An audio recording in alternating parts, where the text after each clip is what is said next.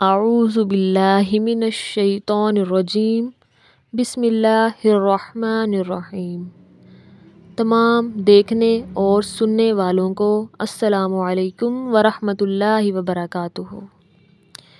جی ناظرین، آج ہم آپ کو سنانے جائیں گے تابوت سکینہ کے بارے میں۔ تابوت سکینہ بنی اسرائیل میں اوپر کے لوگوں میں سے ایک صندوق چلا آتا تھا۔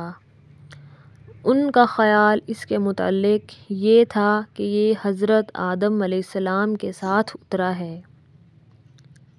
بہرحال جب یہ صندوق حضرت موسیٰ علیہ السلام کے پاس پہنچا تو وہ اس میں تورات رکھتے تھے، اور یہ صندوق ایک متبرک چیز خیال کی جاتی تھی۔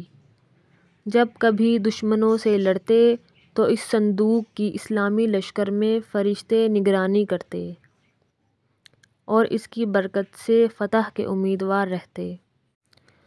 کہا جاتا ہے کہ اس تابوت میں تورات کی تختیاں حضرت ہارون علیہ السلام کا عمامہ اور حضرت موسیٰ علیہ السلام کے نعلین مبارک تھے، اور ہارون و موسیٰ کے کچھ کپڑے تھے، اور ایک کی بوری میں من و سلویٰ کے زمانہ کی بچی ہوئی ترنجبین تھی، اور چند وہ کلمات تھے جو پریشانی کے وقت پڑھے جاتے تھے۔ تو جی ناظرین، جواہر التفسیر میں ہے کہ تابوت سکینہ چوب شمشاد یعنی صندل کا 3 گز طویل اور 2 گز عرض کا تھا۔ اس کو پروردگار عالم نے حضرت آدم علیہ السلام پر بھیجا تھا۔ اس میں پیغمبروں کی تصویریں تھیں جو حضرت آدم علیہ السلام کی اولاد میں پیدا ہونے والے تھے، اور اس صندوق میں ہر پیغمبر کے گھر کے نمونے تھے، اور جناب سرور عالم صلی اللہ علیہ وسلم کا گھر یاقوت سرخ کا تھا، اور اس میں حضور صلی اللہ علیہ وآلہ وسلم کی تصویر مبارک تھی، اور دیکھنے والے حیران رہ جاتے۔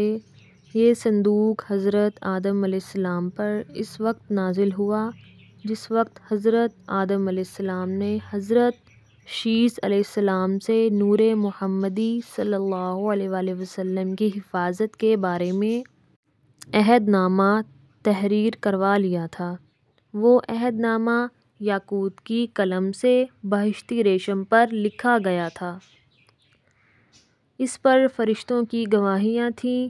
پھر وہ عہد نامہ اس تابوت میں رکھ کر حضرت شیث علیہ السلام کے سپرد کر دیا، اور یہ تاکید کی گئی کہ جس آدمی پر محمد صلی اللہ علیہ وآلہ وسلم کا نور مبارک ظاہر ہو، وہ آدمی حامل عہد کار رہے کہ اس سے ہرگز بدکاری کا شائبہ نہ ہو۔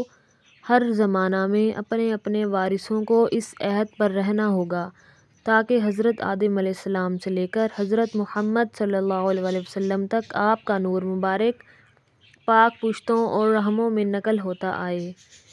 یہ تابوت حضرت الیسیٰ تک پہنچا۔ پھر قوم عمالقہ نے بنی اسرائیل پر غلبہ کر کے تابوت سکینہ بھی لوٹ لیا۔ پھر بنی اسرائیل روتے رہتے تھے۔ عمالقہ نے وہ تابوت اپنے بت خانہ میں رکھ دیا۔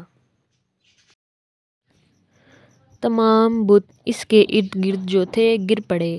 یہ بت جو مرصع و جواہر تھا یعنی جواہروں میں لدا ہوا تھا، باقی رہا۔ صبح کو بت پرست آئے تو یہ حال دیکھ کر حیران ہو گئے۔ پھر تابوت کو اس بت پر رکھ کر چلے گئے۔ پھر جب آئے تو بت نیچے تھا اور تابوت اوپر تھا۔ پھر لوہے کی میخیں لے کر بت کو تابوت پر مضبوط کر دیا۔ دوسرے دن دیکھا تو بت ہاتھ پاؤں کٹے پڑا تھا، اور تابوت بت پر رکھا ہوا ہے۔ سخت پریشان ہوئے۔ ایک بنی اسرائیل نے بتایا کہ یہ تابوت بنی اسرائیل کو خدا کی طرف سے ملا تھا، بت خانہ تو اس کی جگہ نہیں۔ اگر یہ تابوت چند دن بت خانہ میں رہا تو پھر بت خانہ کا نام و نشان نہ رہے گا۔ پھر قوم عمالقہ نے وہ تابوت ایک گاؤں کے حد میں دفنا دیا۔ پھر اس گاؤں کے سب لوگ مر گئے۔ پھر وہاں سے نکال کر دوسری جگہ رکھا، وہاں بھی وبال آ گیا۔ اس طرح 5 شہر ویران ہو گئے، آخر لاچار ہو کر بیل گاڑیوں پر لاد کر ہانک دیا، پھر حضرت شمویل علیہ السلام تک پہنچا۔ اور بعض روایات میں ہے کہ بنی اسرائیل کا کسی بات میں جھگڑا ہو جاتا تو اس تابوت کے پاس آ کر اپنے اپنے بیانات کرتے، تو اس تابوت سے فیصلے کی آواز آتی، پھر اسی پر عمل کرتے۔ اب وہ تابوت اور حضرت موسیٰ علیہ